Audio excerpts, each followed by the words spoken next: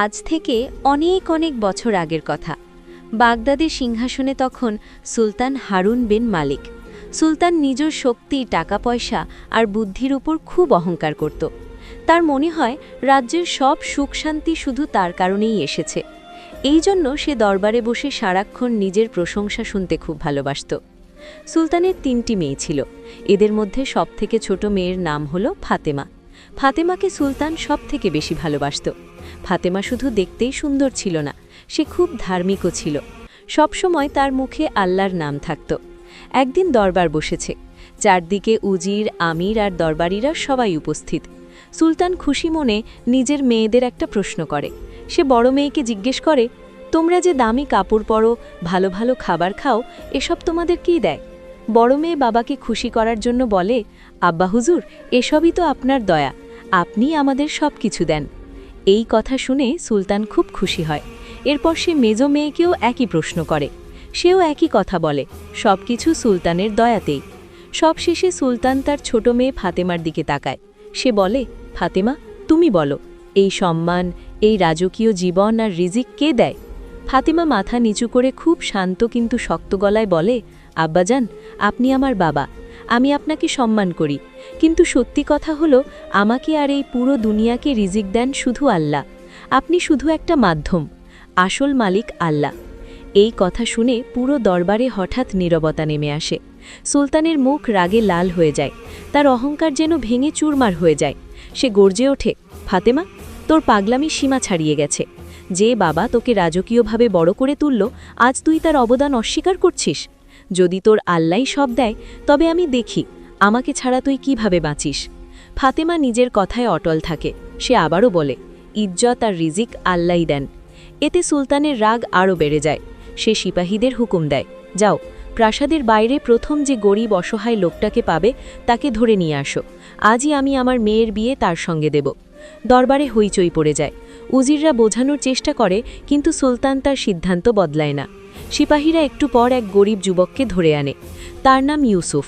তার কাপড় ছেঁড়া, গায়ে ধুলোবালি মাখা, দেখে মনে হয় অনেক দিন ঠিকমতো খায়নি। সুলতান ব্যঙ্গ করে হেসে বলে, ফাতেমা, এই হলো তোর কপাল, আজ থেকে এই ফকিরই তোর স্বামী। আমি তোকে এক পয়সাও দেব না, কোনো গয়না, দাসী বা রাজকীয় কাপড় পাবি না। এখনই আবার প্রাসাদ ছেড়ে বেরিয়ে যা। সেই মুহূর্তেই কাজী ডাকা হয়। কান্নার মাঝেই ফাতেমার বিয়ে সেই গরিব শ্রমিক ইউসুফের সাথে দিয়ে দেওয়া হয়। ফাতেমা একটাও অভিযোগ করে না। সে মনে মনে বলে, হে আল্লাহ, এটা তোমার পরীক্ষা, আমি কখনো ভেঙে পড়ব না। কিছুক্ষণ পর বিদায়ের সময় আসে। ফাতেমা নিজের সব গয়না খুলে ফেলে। একটা সাধারণ কাপড় পরে খালি হাতে সেই অচেনা মানুষ ইউসুফের সাথে প্রাসাদ ছেড়ে বেরিয়ে যায়। দূর থেকে সুলতান সব দেখছিল। তার বিশ্বাস ছিল ফাতেমা কিছুক্ষণের মধ্যেই কাঁদতে কাঁদতে ফিরে আসবে, কিন্তু ফাতেমা আর ফিরে তাকায় না। ইউসুফ সামনে সামনে হাঁটে, আর তার একটু পেছনে ফাতেমা। শহরের মানুষ অবাক হয়ে তাদের দিকে তাকিয়ে থাকে। কেউ বিশ্বাসই করতে পারছে না এই মেয়েটাই কিছুক্ষণ আগেও ছিল বাগদাদের রাজকন্যা। হাঁটতে হাঁটতে সন্ধে নেমে আসে। শহরের সীমানা পেরিয়ে তারা এক নির্জন জায়গায় পৌঁছায়। সেখানে একটা ভাঙাচোরা ঝুপড়ি ঘর দাঁড়িয়ে আছে। ছাদের অনেক অংশ ভাঙা, ফাঁক দিয়ে আকাশ দেখা যায়। ইউসুফ থেমে দাঁড়ায়। এই প্রথম সে কথা বলে। লজ্জা আর কষ্টে তার গলা ভারী হয়ে আসে। সে বলে, সহজাদি, এটাই আমার ঘর। আমার কাছে আপনাকে খাওয়ানোর মতো শুকনো রুটি ছাড়া কিছু নেই, বসার মতো কোনো খাটও নেই। বাদশা রাগ করে আপনার জীবনটা নষ্ট করে দিল। ফাতেমা চারদিকে তাকায়। কোথায় সেই রাজকীয় নরম বিছানা, আর কোথায় এই ধুলোমাখা মাটি? এক মুহূর্তের জন্য তার বুকটা কেঁপে ওঠে, কিন্তু পরক্ষণেই সে নিজেকে সামলে নেয়। তার মনে পড়ে নিজের বলা সেই কথা, আল্লাহই আসল মালিক। ফাতেমা হালকা হাসি দিয়ে বলে, চিন্তা করবেন না, আল্লাহ আমাকে আগে প্রাসাদে থাকার অভ্যেস করিয়েছেন, আবার এই ঝুপড়িতে থাকার ধৈর্যও তিনিই দেবেন। আমার সবচেয়ে বড় সম্পদ আমার ঈমান আর আপনার সঙ্গ। রাত নেমে আসে। ঝুপড়ির ভেতর অন্ধকার। ইউসুফ কোথাও থেকে কিছু শুকনো কাঠ জোগাড় করে আগুন জ্বালায়। খাওয়ার কিছু নেই। দুজন শুধু একটু পানি খেয়ে রাত কাটায়। ফাতেমা মাটিতে নিজের ওড়না পেতে নামাজে দাঁড়ায়।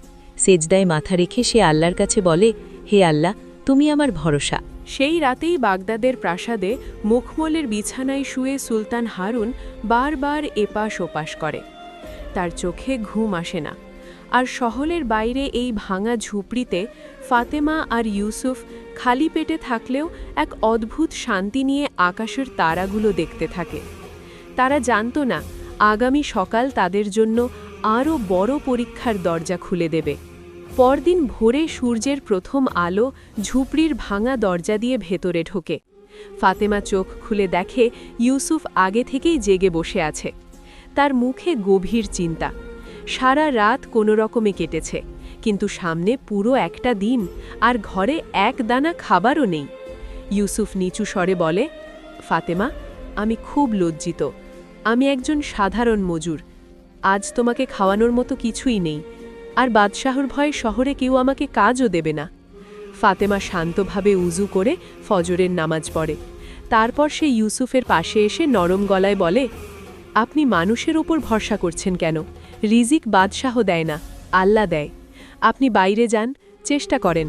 আমার মনে হয় আল্লাহ নিশ্চয়ই কোনো না কোনো রাস্তা খুলে দেবেন। স্ত্রীর এই বিশ্বাস দেখে ইউসুফের মনেও সাহস আসে। সে নিজের পুরনো কুড়াল নিয়ে শহরের দিকে রওনা হয়। কিন্তু ঠিক যেমনটা সে ভেবেছিল তাই হলো। এক দোকান থেকে আরেক দোকানে ঘুরে সে কোথাও কাজ চাইলেই তাকে ধাক্কা দিয়ে বের করে দেয়। বাদশাহর ভয়ে কেউ তাকে কাজ দিতে চায় না। দুপুর গড়িয়ে যায়, রোদ অনেক কড়া হয়। ইউসুফ ক্ষুধায় আর পিপাসায় দুর্বল হয়ে পড়ে। শেষে সে ঠিক করে এই শহর ছেড়ে জঙ্গলের দিকে যাবে। মানুষ কাজ না দিলে কি হবে, সে কাঠ কেটে অন্তত কিছু জোগাড় করবে। সারা দিন কষ্ট করে সে একটা বড় কাঠের বোঝা বানায়। সন্ধ্যায় ক্লান্ত শরীরে ঝুপড়ির দিকে ফিরতে থাকে। ঠিক তখনই রাস্তার পাশে এক বৃদ্ধ দুর্বল মুসাফিরকে বসে থাকতে দেখে। বৃদ্ধ কাপা গলায় বলে, বাবা, একটু পানি দেবে? ইউসুফের কাছে নিজের খাওয়ার মতোও খুব অল্প পানি ছিল, তবুও সে এক মুহূর্তও না ভেবে নিজের পানিটুকু সেই বৃদ্ধকে খাইয়ে দেয়। বৃদ্ধ পানি খেয়ে ইউসুফের মাথায় হাত রাখে আর এক অদ্ভুত কথা বলে, বেটা, যখন মানুষের সব দরজা বন্ধ হয়ে যায় তখন আল্লাহ মাটির নিচ থেকেও রাস্তা খুলে দেন। এই ঝুপড়িটাকে ছোট ভাবিস না। এই কথা বলেই বৃদ্ধ চলে যায়। ইউসুফ কথার মানে পুরোটা বুঝতে পারে না, কিন্তু তার বুকের ভেতর এক ধরনের শান্তি অনুভব করে। ঝুপড়িতে ফিরে এসে দেখে ফাতেমা আগুন জ্বালিয়ে অপেক্ষা করছে। খাওয়ার কিছু নেই, আটা নেই, টাকা নেই, তবুও ফাতেমা হাসি মুখে বলে, চিন্তা করবেন না, এই আগুনই আজ আমাদের জন্য যথেষ্ট। আজও আমরা ধৈর্য ধরব। এভাবেই দিন কাটতে থাকে। কাঠ বিক্রি করে সামান্য রুটি আসে। অভাব আর কষ্ট বাড়তে থাকে, কিন্তু একটা জিনিস একটুও কমে না, আল্লাহর ওপর তাদের বিশ্বাস। সেদিন বিকেল থেকেই আকাশটা কেমন জানি অদ্ভুত হয়ে যায়। কালো মেঘ ধীরে ধীরে চারদিক ঢেকে ফেলে। বাতাস ভারী হয়ে আসে। ফাতেমা ঝুপড়ির বাইরে দাঁড়িয়ে আকাশের দিকে তাকায়। তার মনে একটা অজানা ভয় জাগে। সে ইউসুফকে বলে, আজ আকাশটা ভালো লাগছে না, মনে হচ্ছে বড় কিছু হবে। ইউসুফ চারপাশ তাকিয়ে ঝুপড়ির ভাঙা দেওয়ালগুলো ঠিক করার চেষ্টা করে, কিন্তু এই ঝুপড়ি যে কতটা দুর্বল সেটা সে ভালোই জানে। হঠাৎ করেই ঝড় শুরু হয়। ভয়ঙ্কর বাতাসে চারপাশের গাছগুলো দুলতে থাকে। বৃষ্টির সাথে সাথে বজ্রপাতের শব্দে আকাশ কেঁপে ওঠে। ঝুপড়ির চালা কাঁপতে থাকে। একটা বড় দমকা হাওয়ায় চালার একপাশ উড়ে যায়। ফাতেমা ভয় পায় না। সে দুহাত তুলে আল্লাহর কাছে দোয়া করে। ঠিক তখনই একটা বিকট শব্দ হয়। ঝুপড়ির পেছনের দিকের দেওয়াল ভেঙে পড়ে। মাটির স্তরও খানিকটা ধসে যায়। বৃষ্টি থামার পর চারিদিকে ভেজা মাটি আর ভাঙা কাঠ পড়ে থাকে। ইউসুফ ধীরে ধীরে সেই ভাঙা জায়গার দিকে এগিয়ে যায়। হঠাৎ তার চোখে পড়ে মাটির ভেতর কিছু একটা চকচক করছে। সে মাটি সরাতে শুরু করে, আর একটু সরাতেই দেখা যায় একটা লোহার সিন্দুক। ইউসুফ অবাক হয়ে দাঁড়িয়ে যায়। জীবনেও সে এমন কিছু দেখেনি। ফাতেমাও কাছে এসে দাঁড়ায়। সে শান্ত গলায় বলে, খুলে দেখুন, আল্লাহ কিছু দেখাতে চান মনে হয়। ইউসুফ সিন্দুকের জং ধরা তালা ভাঙে। ঢাকনা খুলতেই দুজনের চোখ ছানা বড়া হয়ে যায়। সিন্দুকের ভেতর সোনা, রূপা আর দামি মুদ্রায় ভর্তি। মুহূর্তেই ইউসুফ বসে পড়ে। তার চোখ দিয়ে পানি গড়িয়ে পড়ে। সে কাঁপা গলায় বলে, আমি তো কিছুই না, আল্লাহ আমাকে এত কিছু দিলেন কেন? ফাতেমা সেজদায় পড়ে যায়। তার চোখে আনন্দের জল। সে বলে, আমি তো বলেছিলাম, যখন মানুষের সব দরজা বন্ধ হয় তখন আল্লাহর দরজা খুলে যায়। সেই বৃদ্ধ মুসাফিরের কথা তখন তাদের মনে পড়ে। সব কিছু যেন এক সুতোয় গাঁথা। কিন্তু ফাতেমা তখনই সাবধান করে দেয়। সে বলে, এই সম্পদ আমাদের পরীক্ষা, এটা যেন আমাদের অহংকারী না বানায়। পরদিন সকালেই তারা ঠিক করে এই ধন তারা লুকিয়ে রাখবে না। ইউসুফ শহরে যায়, কিন্তু এবার সে আর ভিক্ষুকের মতো না, একজন আত্মবিশ্বাসী মানুষ হয়ে যায়। সে গরিবদের সাহায্য করতে শুরু করে, ক্ষুধার্তদের খাবার দেয়, অসহায়দের কাপড় দেয়। খবরটা খুব দ্রুত ছড়িয়ে পড়ে। বাগদাদ শহরে সবাই বলতে শুরু করে, শহরের বাইরে এক দম্পতি আছে যারা হঠাৎ করেই মানুষের ভরসা হয়ে উঠেছে। এই খবর একদিন পৌঁছে যায় সুলতান হারুনের কানে। সুলতান অবাক হয়ে যায়। সে ভাবে, যাকে আমি ধ্বংস করতে চেয়েছিলাম সে এত শক্তিশালী হলো কিভাবে? তার মনে সন্দেহ আর অস্বস্তি হতে থাকে। আর এদিকে ঝুপড়ির জায়গায় ধীরে ধীরে একটা ছোট সুন্দর ঘর তৈরি হয়। কিন্তু ফাতেমা এখনও আগের মতোই সাধারণভাবে জীবন কাটায়। বাগদাদের প্রাসাদে এখন আর আগের মতো শান্তি নেই। সুলতান হারুন যতই বিলাসিতার মধ্যে থাকুক, তার মনটা অস্থির হয়ে থাকে। তার কানে বারবার একই কথা আসে, শহরের বাইরে এক দম্পতি আছে যারা মানুষের দুঃখে পাশে দাঁড়ায়। এই কথা শুনলেই সুলতানের বুকের ভেতর মোচড় দেয়, কারণ সে নিজের মেয়ের ছায়া দেখতে পায়। একদিন সে আর নিজেকে আটকাতে পারে না।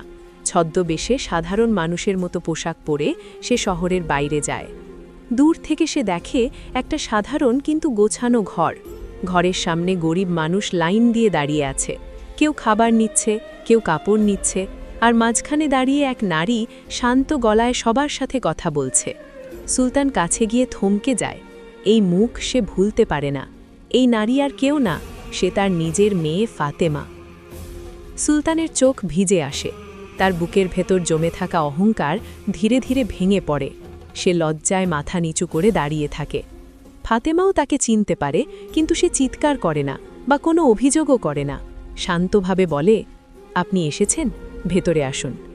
ঘরের ভেতর ঢুকে সুলতান চারদিকে তাকায়। কোথাও কোনো জাঁকজমক নেই, কিন্তু এক অদ্ভুত শান্তি আছে। সে কাঁপা গলায় বলে, ফাতেমা, আমি ভুল করেছি। আমার অহংকার আমাকে অন্ধ করে দিয়েছিল। আমি ভেবেছিলাম সব রিজিক আমার হাতে। ফাতেমা চোখে পানি নিয়ে বলে, আব্বা, আমি আপনাকে কখনো ঘৃণা করিনি। আমি শুধু আল্লাহর উপর ভরসা করেছিলাম। ইউসুফ সামনে এগিয়ে আসে। সে সম্মান দেখিয়ে বলে, হুজুর, আমরা শুধু আল্লাহর দেওয়া আমানত মানুষের মাঝে পৌঁছে দিচ্ছি। সুলতান তখন আর নিজেকে ধরে রাখতে পারে না। সে ফাতেমার সামনে মাথা নত করে বসে পড়ে। তার চোখ দিয়ে জল গড়িয়ে পড়ে। সে বলে, আমাকে ক্ষমা করো। আজ আমি বুঝেছি ক্ষমতা মানুষকে বড় করে না, আল্লাহর সামনে নিচু হওয়াই মানুষকে বড় করে।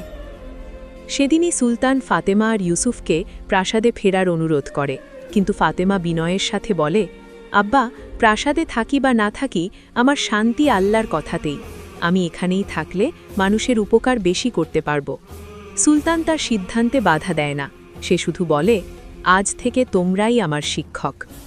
প্রাসাদে ফিরে গিয়ে সুলতান নিজের জীবন বদলে ফেলে। অহংকার ছেড়ে দিয়ে সে একজন ভালো শাসক হয়ে ওঠে। আর শহরের বাইরে ফাতেমা আর ইউসুফ সবার জন্য এক উদাহরণ হয়ে থাকে। এই গল্প আমাদের শেখায়, রিজিক মানুষের হাতে না, আল্লাহর হাতে। অহংকার পতনের কারণ, আর বিশ্বাসী মুক্তির পথ।